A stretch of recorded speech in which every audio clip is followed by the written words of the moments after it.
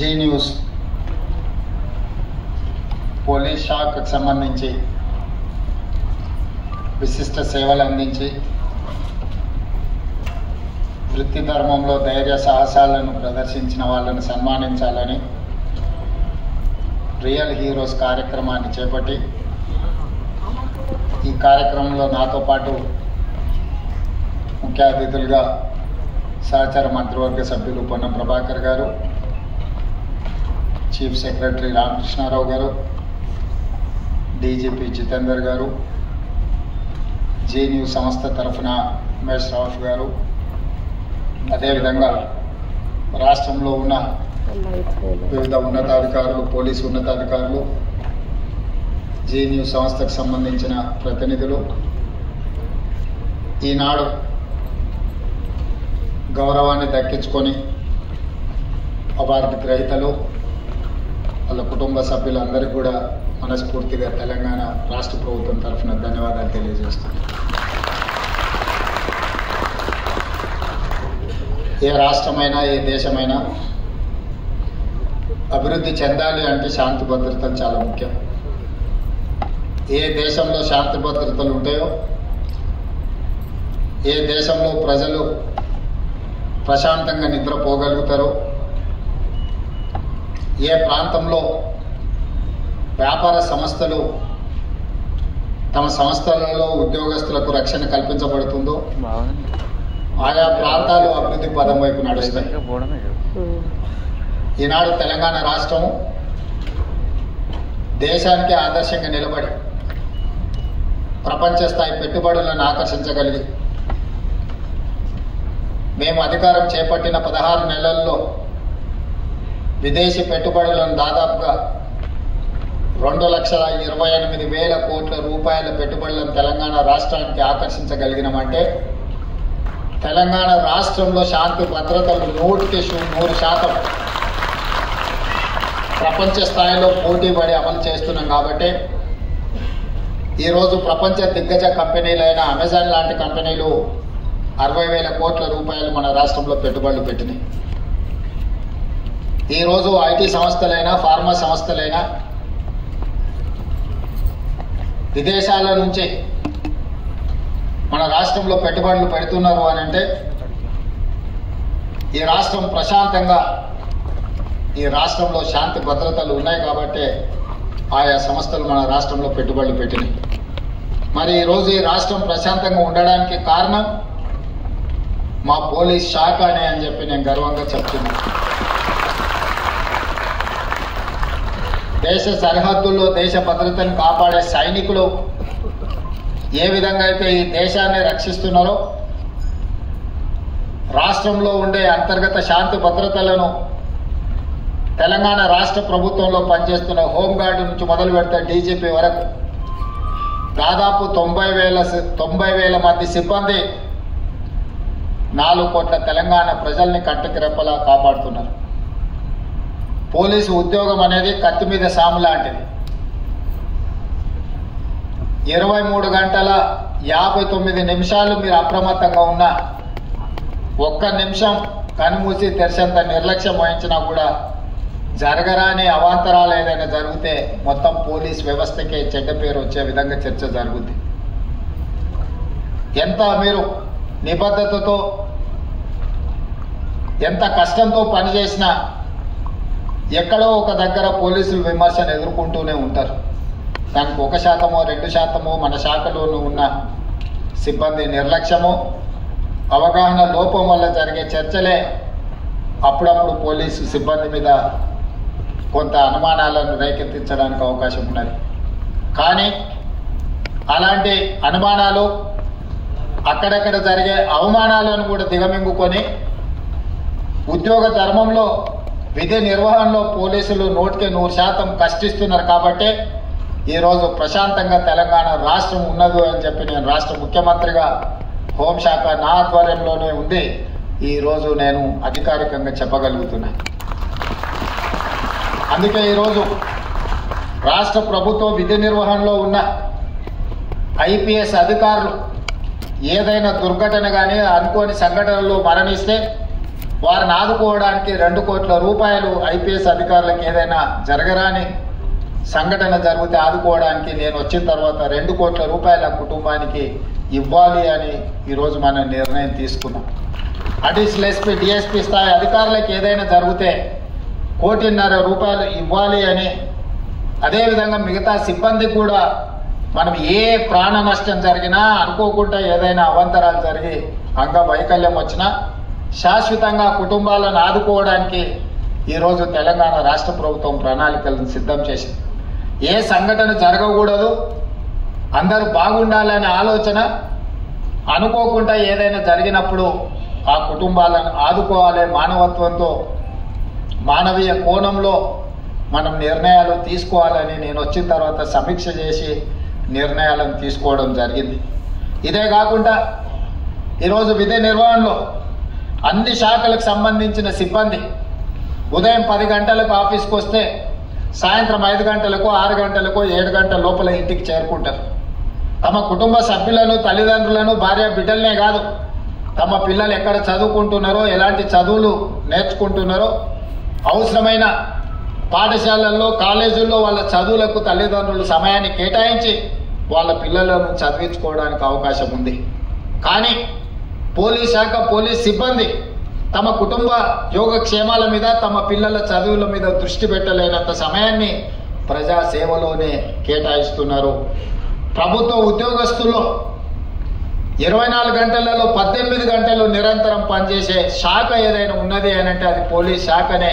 అయినా వాళ్ళకి ఇవ్వాల్సినంత గుర్తింపు, రావాల్సినంత గౌరవంలో కొంత లోపం ఉన్నది.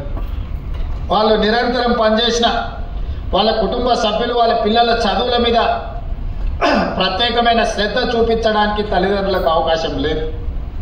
అందుకే మన ప్రభుత్వం వచ్చిన తర్వాత మీ జీతభత్యాలు, మీ ఉద్యోగ నియామకాలు, మీ రిటైర్మెంట్ బెనిఫిట్స్నే కాదు, మీ పిల్లల భవిష్యత్తు కోసం యంగ్ ఇండియా పోలీస్ స్కూల్ని మనం ఈరోజు స్టార్ట్ చేసుకున్నాం. దేశంలోనే ఆదర్శంగా నిలబడాలి. హోంగార్డు నుంచి డీజీపీ వరకు మీ పిల్లల చదువులు కార్పొరేట్ విద్యలో, కార్పొరేట్ సంస్థలతో పోటీ పడే విధంగా తీర్చిదిద్దాలి అని మంచిర్యాలలో అత్యంత ఖరీదైన ప్రాంతం,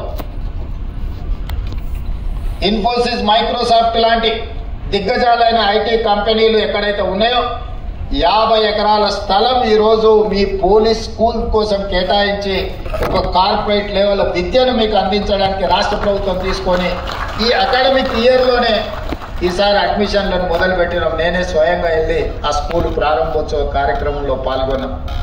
ఈరోజు సివి ఆనంద్ గారు, ఇతర ఉన్నతాధికారులు అందరూ కూడా ప్రత్యేకంగా దాన్ని పర్యవేక్షిస్తున్నారు. ఎందుకు అని అంటే ఎవరమైనా, ప్రజాప్రతినిధులమైనా, పోలీస్ అధికారులైనా, ప్రభుత్వ సిబ్బంది అయినా, మనం ఏమి చేసినా మన పిల్లల భవిష్యత్తు కోసం వాళ్ళకు ఒక మంచి సమాజంలో గౌరవాన్ని, మంచి విద్యను, ఉద్యోగాన్ని, ఒక సత్ప్రవర్తన కలిగిన పౌరులుగా తీర్చిదిద్దాలనేదే మన ఆలోచన. మనం ఎంత కష్టపడ్డా, మనం ఎంత కృషి చేసినా చివరికి మన ఆలోచన, మన విధానము మన పిల్లల యొక్క భవిష్యత్తే. మరి ఈరోజు పోలీస్ సిబ్బంది పూర్తి సమయాన్ని శాంతి భద్రతలను కాపాడంలో, ప్రజా జీవితంలో పెట్టినప్పుడు వాళ్ళ పిల్లల కోసం ఒక మంచి విద్యా విధానాన్ని తీసుకురావాలనే ఈరోజు రాష్ట్ర ప్రభుత్వం యంగ్ ఇండియా పోలీస్ స్కూల్ని స్టార్ట్ చేసుకుందాం. మనం నేషనల్ డిఫెన్స్ అకాడమీ ఎన్డీఏలో చదువుకున్న వాళ్ళు గర్వంగా మేము ఎన్డీఏ స్కూల్లో చదువుకున్నామంటారు. సైనిక్ స్కూల్లో చదువుకున్న వాళ్ళు ఈరోజు మేము సైనిక్ స్కూల్ స్టూడెంట్ అని వాళ్ళు చెప్పుకుంటున్నారు. హెచ్పిఎస్ స్కూల్లో చదువుకున్న వాళ్ళు ఈరోజు మేము హెచ్పిఎస్ అని చెప్పుకుంటున్నారు. అందుకే ఈరోజు ఇక్కడ ఉన్న అధికారులను, పోలీస్ సిబ్బంది నేను అడుగుతున్నా, ఎన్డీఏలో కానీ, సైనిక్ స్కూల్లో కానీ, హెచ్పిఎస్లో చదువుకున్న ఆ పిల్లలు గర్వంగా వాళ్ళ స్కూల్ పేరు చెప్పుకున్నప్పుడు మన పోలీస్ స్కూల్లో చదువుకున్న పిల్లలు ఎందుకు గర్వంగా మేము పోలీస్ స్కూల్ నుంచి వచ్చినామని చెప్పుకునే విధంగా, తలెత్తుకునే విధంగా ఈరోజు మనం తీర్చిదిద్దాలన్న ఆలోచనతోనే యంగ్ ఇండియా పోలీస్ స్కూల్ని మనం స్టార్ట్ చేసుకున్నాం. మీ పిల్లలందరినీ వీలైనంత మేరకు అక్కడ చదివించుకోండి. అవసరమైన అన్ని వసతులను ఇచ్చే బాధ్యత నాది. ఆ పిల్లలను ఉత్తమ పౌరులుగా తీర్చిదిద్ది ఈ సమాజంలో డాక్టర్లుగా, లాయర్లుగా, ఇంజనీర్లుగా, ఐఏఎస్లుగా, ఐపీఎస్లుగా, ప్రజా ప్రతినిధులుగా రాష్ట్రానికి నాయకత్వం వహించే నాయకులుగా పోలీస్ స్కూల్ నుంచి తీర్చిదిద్దాలనేది నా ఆలోచన, నా విధానం.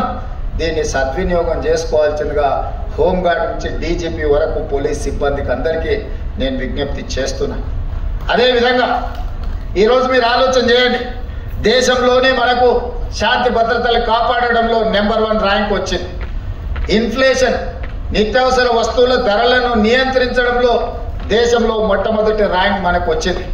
ఈరోజు సైబర్ క్రైమ్లో కొల్లగొడుతున్న సొమ్ముని రికవరీ చేయడంలోనే దేశంలో మనం నెంబర్ 1 వచ్చినాం. ఈరోజు ఎస్ఐబి కానీ ఇంటెలిజెన్స్ కానీ ఎక్కడైనా రాష్ట్రంలో, ఏ దేశంలో, ఏ మూలలో ఏ తప్పిదం జరిగినా, ఏ దాడులు జరిగినా, తీవ్రవాదుల నేపథ్యంలో దాడులు జరిగినా మన పోలీసులు ఇచ్చే సమాచారమే ఈ దేశంలోని నేరగాళ్లను పట్టుకోవడానికి మనం ఉపయోగపడుతున్నాం. ఇదే కాదు, ఈరోజు ఇంతకుముందు భరత్ చెప్పినట్టుగా డ్రగ్స్ ఇది ఒక పెద్ద మహమ్మారిగా మారింది. ఇవాళ ఏదో శ్రీమంతుల పిల్లలే కాదు, మధ్యతరగతి దిగువ తరగతి పిల్లలు కూడా డ్రగ్స్లో కొకైన్ కానీ, గంజాయి కానీ, ఇతర మాదక ద్రవ్యాలు అత్యధికంగా వినియోగిస్తున్నారు. ఎక్కడోనో పబ్బులలోనో లేకపోతే కాలేజీల్లో కాదు, ఈరోజు ఈ విష సంస్కృతి పాఠశాలలకు కూడా విస్తరించింది. అందుకే ఈరోజు తెలంగాణ రాష్ట్ర ప్రభుత్వం డ్రగ్స్ వినియోగించే వాళ్ళను, డ్రగ్స్ సరఫరా చేసే వాళ్ళను, డ్రగ్స్ను అమ్మే వాళ్ళని అందరిని కూడా ఉక్కు పాదంతో తొక్కాలి అని ఈరోజు డ్రగ్స్ నియంత్రించడానికి ఒక ప్రత్యేక విభాగాన్ని ఏర్పాటు చేయడం కాకుండా ఆ విభాగంలో పనిచేస్తున్న సిబ్బందికి 30% అదనంగా జీత భత్యాలు ఇచ్చి ప్రోత్సహించి ఈరోజు ఈ సమాజానికి చీడ పురుగుగా మారి భవిష్యత్ తరాలను నిర్వీర్యం చేసే డ్రగ్స్ మీద ఈరోజు ఉక్కుపాదం మోపుతున్నాం. అదేవిధంగా సైబర్ క్రైమ్, ఒకప్పుడు దొంగతనాలు చేయాలన్నా, దోపిడీ చేయాలన్నా దొంగలు మన ఇంటికి రావాలి, మన తలుపులో, మన కిటికీలో పగలు కొట్టాలి, మన త్రిజోరీలు ఓపెన్ చేసి తీసుకెళ్ళాలి. ఇప్పుడు నేరం మారింది, స్వరూపం మారింది. మన ఇంట్లో మన జేబులో ఉండే సెల్ ఫోనే వాడు త్రిజోరీని పగలగొట్టినట్టుగా మన లోపలికి వచ్చి ఎక్కడో కూర్చొని, పక్క ఊర్లోనో పక్క దేశంలోనో కూర్చొని డైరెక్ట్గా మన ఖజానాలకు వచ్చి దొంగతనం చేస్తున్నాడు. ఒకప్పుడు దొంగతనం చేయాలంటే చాలా కష్టమైన పని. తలుపులు బద్దలు కొట్టాలి, లేకపోతే ఇంట్లో ఉన్న వాళ్ళ తలలు పగల కొడితే కానీ దొంగతనం చేసే అవకాశం ఉండేది కాదు దొంగలకు. ఈరోజు ఏమీ లేదు, నీ జేబులో ఉన్న సెల్ ఫోన్లకు ఒక్కసారి దూరితే చాలు నీ దగ్గర ఉన్న ఖజానాన్ని మొత్తాన్ని కొల్లగొట్టే పరిస్థితులు వచ్చినాయి. నేరం మారింది, నేరగాళ్ళు మారింది. మరి నేరం మారినప్పుడు, నేరగాళ్ళు మారినప్పుడు, నేర విధానం మారినప్పుడు పోలీసు వ్యవస్థలో కూడా సమూలమైన మార్పులను తీసుకొచ్చి దానికి తగ్గట్టుగా, దొంగలకు తగ్గట్టుగా దొంగలను నియంత్రించే విధంగా పోలీసు వ్యవస్థను ఈరోజు తీర్చిదిద్దుకోవాలనే ఈరోజు సైబర్ క్రైమ్ విభాగాన్ని కూడా మనం బలోపేతం చేసినాం. అందుకే ఈరోజు దేశంలో ఎక్కడ ఏది జరిగినా మన సైబర్ క్రైమ్ డిపార్ట్మెంట్ ఈరోజు దేశానికి ఆదర్శంగా నిలబడే విధంగా ఈరోజు నేరగాళ్లను పట్టుకునే ప్రయత్నం చేస్తున్నాం. కానీ ఇది ఏదో ఒక రోజు ఒక గంట పనిచేస్తే కాదు, నిరంతరం 24 గంటలు అప్రమత్తంగా ఉండాలి. డ్రగ్స్ విషయంలో, సైబర్ క్రైమ్ విషయంలో ఈరోజు పోలీసులు ఇంకా నైపుణ్యాన్ని నేర్చుకోవాల్సిన అవసరం ఉన్నది. నేరం జరిగిన తర్వాత పట్టుకోవడం కాదు, నేరం జరగకుండా నియంత్రించాల్సిన బాధ్యత కూడా మన మీదనే ఉన్నది. నేరం జరిగిన తర్వాత పట్టుకోవడం కంటే నేరం జరగకుండా నియంత్రించడంలోనే మనం విజయం సాధించాల్సిన అవసరం ఉన్నది. ఆ దిశగా మన పోలీస్ వ్యవస్థను మనం అధునాతనీకరించుకోవడమే కాకుండా దీన్ని అభివృద్ధి చేసుకోవాలి. సాంకేతిక నైపుణ్యాన్ని మనం సాధించుకోవాల్సిన అవసరం ఉంది. ఆ దిశగా పోలీసు ఉన్నతాధికారుల నుంచి హోంగార్డ్ వరకు సేవలు అందించాలి. ఈరోజు ఆ విధంగా విధి నిర్వహణలో అద్భుతంగా ఎవరైతే పనిచేసిండ్రో ఆ సిబ్బందిని అందరినీ కూడా సన్మానించడం అనేది, మనందరం వాళ్ళని గుర్తించడము, ఈ రాష్ట్ర ప్రభుత్వం, ఈ పోలీస్ శాఖ మొత్తం మీకు అండగా నిలబడుతుంది, మిమ్మల్ని వెన్ను తడుతుంది, మీరు చేసిన మంచి పనిని అభినందిస్తుందని సందేశాన్ని ఇవ్వడం కోసమే ఈరోజు ప్రత్యేకంగా నేను ఈ కార్యక్రమంలో పాల్గొన్నాను. ఎందుకంటే ఈ ప్రభుత్వంలో పనిచేసే ప్రతి ఉద్యోగిని గౌరవించాల్సిన బాధ్యత, వాళ్ళ హక్కులను కాపాడవలసిన బాధ్యత ఈ తెలంగాణ రాష్ట్ర ముఖ్యమంత్రిగా నా మీద ఉన్నది. అందుకే ఈరోజు ఈ కుటుంబాలను అన్నిటిని కలుసుకొని పోలీస్ శాఖను ప్రత్యేక దృష్టితో చూస్తాం, మీ సమస్యల్ని పరిష్కరిస్తామని తెలియజేయడమే ఈరోజు ఈ ప్రభుత్వం యొక్క ముఖ్య ఉద్దేశం. అందుకే ఈ కార్యక్రమంలో మీ ముఖ్యమంత్రిగా నేను పాల్గొనడం జరిగింది. అదేవిధంగా అప్పుడప్పుడు కొన్నిసార్లు పొద్దున్నే పేపర్లు చూడగానే కొన్ని సర్ప్రైజ్ వార్తలు కనిపిస్తుంటాయి. ఈరోజు ఉదయం పేపర్ తెరవగానే ఇక సమరమే అని ఒక వార్త చదివిన. ఎవరైనా వీళ్ళు ఏమన్నా మన రాష్ట్రానికి సంబంధించిన వాళ్ళు కాదేమో, ఇంకెవరైనా మన మీద సమరం ప్రకటించారా అని చదివితే ప్రభుత్వ ఉద్యోగ సంఘాల నాయకులని కింద పేర్లని చదివిన. నేను దయచేసి ఉద్యోగ సంఘాల నాయకులకు విజ్ఞప్తి చేస్తున్నాను. ఈ రాష్ట్రం మీది, ఈ ప్రభుత్వం మీది. మీరందరు కలిసి ఎన్నుకుంటేనే మేము అందరం ఇక్కడ ఉన్నాం. ఈరోజు ప్రజలు, ప్రభుత్వ ఉద్యోగస్తులు కావచ్చు, ప్రజాప్రతినిధులు కావచ్చు, మన అందరం కలిస్తే 2%. ప్రభుత్వంలో పనిచేసే ప్రతి ప్రభుత్వ ఉద్యోగి లెక్క కడితే 3.5 లక్షలు ఉంటారు దాదాపుగా. ఒక 3 లక్షల మంది కాంట్రాక్ట్ అవుట్ సోర్సింగ్ ఉద్యోగస్తులు ఉంటారు. ఇంకొక 3 లక్షల మంది రిటైర్డ్ అయిన వాళ్ళు ఉంటారు. వీళ్ళు 9 లక్షలు దాదాపుగా ఈ సిబ్బంది ఉండే అవకాశం ఉంది. ఈ 9 లక్షల మంది 4 కోట్ల తెలంగాణ ప్రజల యొక్క సంక్షేమము, అభివృద్ధి, రాష్ట్రం యొక్క శాంతి భద్రతలను, పెట్టుబడులను అన్నిటిని కాపాడాలి. ఈ 3%, 2.5-3% ప్రజాప్రతినిధులు కావచ్చు, ప్రభుత్వ ఉద్యోగులు కావచ్చు, రిటైర్డ్ ఉద్యోగస్తులు కావచ్చు, కాంట్రాక్ట్ ఉద్యోగులు కావచ్చు, లేకపోతే అవుట్ సోర్సింగ్ ఉద్యోగస్తులు కావచ్చు, వీళ్ళందరికీ జీత భత్యాలు ఇచ్చి ప్రభుత్వంలో పనిచేసే వాళ్లకు 35 సంవత్సరాలు, ప్రజాప్రతినిధులకు ప్రతి 5 సంవత్సరాలకు ఒకసారి ప్రభుత్వాలను ఎన్నుకునే విధంగా ప్రజలు మనకు అవకాశం ఇస్తారు. ఈరోజు మీరు ప్రకటించిన సమరం 98% ప్రజల మీద నేను అడగదలుచుకున్న ఉద్యోగ సంఘస్థులను. ఇవాళ ప్రతి ఉద్యోగి 10 సంవత్సరాలు తెలంగాణ రాష్ట్రంలో ఏనాడు 1వ తారీఖు నాడు జీతాలు తీసుకోవాలి. ఇక్కడనే మీరున్నారు. మీరు ఒక్కసారి ఆలోచన చేయండి, గుండెల మీద చేయబెట్టుకొని. తెలంగాణ రాష్ట్రం ధనిక రాష్ట్రంగా ఏర్పడి 72,000 కోట్ల రూపాయల అప్పు ఆనాడు, ఇప్పుడే నేను రామకృష్ణారావు గారిని అడిగిన, దాదాపుగా 9 సంవత్సరాల నుంచి ఫైనాన్స్ సెక్రటరీగా వారే పనిచేస్తున్నారు. తెలంగాణ రాష్ట్రం వచ్చినప్పుడు మనం కడుతున్న అప్పు అసలు మిత్తి ఎంత అంటే నెలకు 500-600 కోట్ల రూపాయలు సార్. సంవత్సరానికి ఒక 6,000 నుంచి 6,500 కోట్ల రూపాయలు మనం అప్పు కట్టేది తెలంగాణ రాష్ట్రం. జూన్ 2, 2014 నాడని రామకృష్ణారావు గారు చెప్పారు. ఇప్పుడు నేను అడిగిన ఇప్పుడు ఎంత కడుతున్నామని అంటే 16 నెలలు, డిసెంబర్ 7, 2023 నుంచి మార్చి 31, 2025 నాటికి 1,52,000 కోట్ల రూపాయల అప్పులు అసలు మిత్తి కట్టినాం సార్. మనం తెచ్చిన అప్పు 1,58,000 కోట్లు. 1,58,000 కోట్లు 16 నెలల్లో మనం అప్పు తెస్తే పోయినైనా చేసిన అప్పుకు అసలుకు మిత్తికి కలిపి 1,52,000 కోట్ల రూపాయలు మనం కట్టినాం సార్. తెచ్చిన ఏ ఒక్క రూపాయి కూడా ప్రజా సంక్షేమానికో ప్రభుత్వ ఉద్యోగస్తుల కోసం మేము ఆడలేదు. 8,29,000 కోట్ల రూపాయలు ఆయన పెట్టిపోయిన బకాయిలకు ఈ తెచ్చిన సొమ్మంతా అక్కడనే చెల్లించినాం సార్ అని రామకృష్ణారావు గారు ఈరోజు చీఫ్ సెక్రటరీ గారు నాకు వివరించారు. అదే కాకుండా ఈరోజు ఎంత కడుతున్నాము అని అంటే నెలకు 7,000 కోట్ల రూపాయలు అసలు మిత్తి కట్టాల్సిన పరిస్థితి ఉన్నది సార్. మనం తిన్నా తినకపోయినా అప్పులోనికి మనం 7,000 కోట్ల రూపాయలు ప్రతి నెల కట్టాల్సిందే సార్, తక్కువ అని రామకృష్ణారావు గారు చెప్తారు. తెలంగాణ రాష్ట్రం వచ్చిన రోజు 500 నుంచి 600 కోట్ల రూపాయలు ఉన్న అప్పు ఈరోజు రేవంత్ రెడ్డి ముఖ్యమంత్రిగా పదవి చేపట్టిన 16 నెలల్లో 1,52,000 కోట్ల రూపాయలు మొదటి 16 నెలల్లో కట్టినమంటే యావరేజ్గా 9,000 నుంచి 10,000 కోట్ల రూపాయలు ప్రతి నెల అసలు మిత్తి నేను కట్టిన.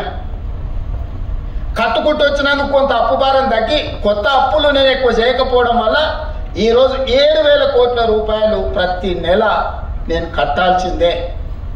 ఇదే కాదు, మీ ప్రభుత్వ ఉద్యోగస్తులు 58 ఏళ్ల నుంచి 61 సంవత్సరాలకు మీ పదవి కాలాన్ని పొడిగించారు. దాంట్లో మీరు అనుకున్నారు మీ పదవి కాలాన్ని ఎక్కువ ఇచ్చిందని. రిటైర్మెంట్ బెనిఫిట్స్ ఇవ్వాల్సి వస్తుందని 3 ఏళ్ళు పెంచండి. ఇప్పుడు ఈ మధ్యకాలంలో అత్యధికంగా రిటైర్ అయ్యారు. వారు పోతా మీ రిటైర్మెంట్ బెనిఫిట్స్ మీకు ఇవ్వకుండా బకాయి పెట్టింది ఎంత అంటే 8,500 కోట్ల రూపాయలు. ఈరోజు నెల మీకు జీతాలు ఇవ్వడం ఒక ఎత్తు అయితే రిటైర్డ్ ఉద్యోగస్తులకు 3 లక్షల మందికి పెన్షన్లు ఇవ్వడం రెండో ఎత్తు అయితే రిటైర్డ్ అయిపోయిన ఉద్యోగస్తులకు వాళ్ళ రిటైర్మెంట్ బెనిఫిట్స్ ఏవైతే ఉన్నాయో ప్రావిడెంట్ ఫండ్ కావచ్చు, ఇతర బెనిఫిట్స్ మీరు దాచుకున్న సొమ్మది ప్రభుత్వం కొంత కలిపి మీకు ఇవ్వాలి. దాదాపుగా 9,000 కోట్ల రూపాయలు బకాయిలు పెట్టిపోయింది.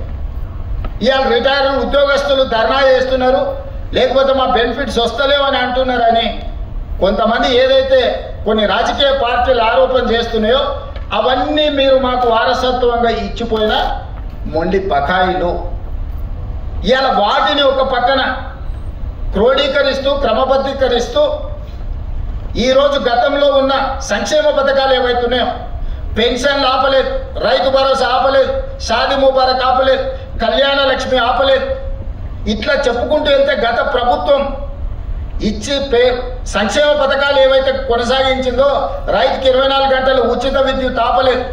అదనంగా నేను ఆడబిడ్డలకు ఆర్టీసీలో ఉచిత ప్రయాణం ఇచ్చిన, రైతులకు బోనస్ 500 రూపాయలు పంటకి ఇచ్చిన, 500 రూపాయలకే ఈరోజు నేను సిలిండర్ ఇస్తున్నా, ఫీజు రీఎంబర్స్మెంట్ ఫీజులు చెల్లించే ప్రయత్నం చేస్తున్నా. ఈరోజు ఇట్లా చెప్పుకుంటూ వెళ్తే ప్రతి 21,000 కోట్ల రూపాయలు సరిగ్గా 6 నెలలు తిరిగే లోపల 15 ఆగస్టు లోపల 25,55,364 మంది రైతులకు 20,617 కోట్ల రూపాయల రైతు రుణమాఫీ చేసి 2 లక్షల రూపాయల వరకు రైతు అప్పు ఉన్న అందరికీ అప్పు నుంచి విముక్తి కలిగించిన ఆయన పెండింగ్ పెట్టిపోయిన రైతు బంధు 7,625 కోట్ల రూపాయలు వచ్చిన మొదటి 3 నెలల్లోనే నేను చెల్లించిన.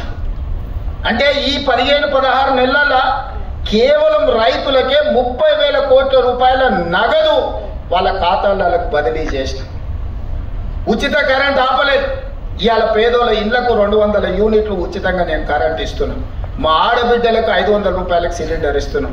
మా ఆడబిడ్డలకు ఆర్టీసీలో ఉచితంగా బస్సు ప్రయాణం, అమ్మగారింటికి వెళ్ళాలన్నా అమ్మవారిని దర్శించుకోవాలన్నా ఈరోజు ఆర్టీసీకి 5,000 కోట్ల రూపాయలు కట్టి నష్టాలలో ఉన్న ఆర్టీసీని ఈరోజు లాభాల బాటలో నడిపించే ప్రయత్నం చేస్తున్నాం. వెళ్తూ రైతులకు ఉచిత కరెంట్ ఇచ్చినా అన్నాడు. విద్యుత్ శాఖకు దాదాపుగా ఈ ఉచిత కరెంటు పేరు మీద 1,000 కోట్ల రూపాయలు బకాయిలు పెట్టిపోయాడు. ఈ విద్యుత్ శాఖ కోసం సింగరేణిలో బొగ్గు కొన్నాడు. సింగరేణి వాళ్ళకు 1,000 కోట్ల రూపాయలు బాకీ పెట్టాడు. ప్రాజెక్టులు కట్టినా అన్నాడు. కాంట్రాక్టర్ల బిల్లులు 50,000 కోట్ల రూపాయలు బకాయి పెట్టిపోయాడు. ఇట్లా ఏడ కనిపిస్తే అక్కడ, ఎక్కడ దొరుకుతే అక్కడ, ఎంత మిత్తికి వస్తే అంత మిత్తికి ప్రభుత్వం ఇరిగేషన్ ప్రాజెక్టులు కడితే 4-5% మిత్తికి లోన్లు దొరుకుతాయి. 11% అప్పులు తీసుకొచ్చిండ సొంతం కోసం చేస్తుండేనా? ఇవాళ 11%తోనే అప్పులు తేవడం అంటే ఇంతకంటే దుర్మార్గం ఎక్కడుండదు. మీ పోలీస్ స్టేషన్లలో వస్తాయి. పెద్ద పెద్ద కుటుంబాల పిల్లలు వ్యసనాలకు బానిసలై ఊరి మీద పడి అప్పులు చేసి ఆస్తులన్నీ అమ్మేస్తుంటారు. అట్లనే ఔటర్ రింగ్ రోడ్ అమ్మేసారు. ఆయన కష్టపడి కట్టిన 160 కిలోమీటర్ల ఔటర్ రింగ్ రోడ్డు 7,500 కోట్ల రూపాయలకి అమ్ముకొని పోయి గచ్చిబౌలి, మాదాపూర్, కొండాపూర్లో ఉన్న భూములన్నీ అమ్మేసారు. ఒకప్పుడు గ్రామాలలో శ్రీమంతులు ఉంటే వాళ్ళ పిల్లలు సరైన ప్రయోజకులు కాకపోతే ఎట్లా ఏ విధంగా అయితే ఆస్తులన్నీ అమ్ముకొని ఖర్చు పెడతారో అట్లనే తెలంగాణ రాష్ట్రంలో కూడా 10 సంవత్సరాల పరిపాలన జరిగింది. నేను వచ్చిన తర్వాత ఒక గుంట భూమి కూడా ఈ రోజు వరకు అమ్మలే. ఇవాళ నేను చేసిన అప్పు మొత్తం పాత అప్పులు కట్టనికనే చేసిన. ఇప్పుడే కాదు, భవిష్యత్తులో కూడా ప్రతి నెల 10,000 కోట్ల రూపాయలు అప్పు చేస్తే 9,000 కోట్ల రూపాయల పైన ఆ పాత అప్పులకు అసలుకు మిత్తికే కట్టాలి. అంటూ నువ్వు 5-6 లక్షల కోట్ల అప్పు చేసినట్టే ఉన్నావని. అసెంబ్లీలో 1,52,000 కోట్ల రూపాయలు అప్పు చేసినావు నువ్వని. నేను లేచి లెక్క సరిదిద్దాను. 1,52,000 కోట్లు కాదు స్వామి, 1,58,000 కోట్లు అప్పు చేసిన. 1,52,000 కోట్లు నువ్వు చేసిన అప్పులకు తప్పులకు పాయమాలు కట్టినా అని చెప్పిన. మీరందరూ మా కుటుంబ సభ్యులు. ప్రభుత్వం అంటే నేను ఒక్కనే కాదు, మనందరం కలిస్తేనే ప్రభుత్వం. మనం పాలకులం కాదు, మనం సేవకులం. మీకు ఒక రెస్పాన్సిబిలిటీ ఉంది, నాకు ఇంకొక రెస్పాన్సిబిలిటీ ఉంది. Different designation. హోంగార్డ్కి ఎట్లా బాధ్యత ఉందో, కానిస్టేబుల్కి ఎట్లుందో, హెడ్ కానిస్టేబుల్కి ఎట్లుందో, ఎస్ఐకి ఎట్లుందో, సిఐకి ఎట్లుందో, డిఎస్పీకి ఎట్లుందో, ఎస్పీకి ఎట్లుందో, అప్ టు డీజీ ర్యాంక్ వరకు ఎట్లుందో, ఎలక్టెడ్ రిప్రజెంటేటివ్ పొలిటికల్ ఎగ్జిక్యూటివ్గా మాకు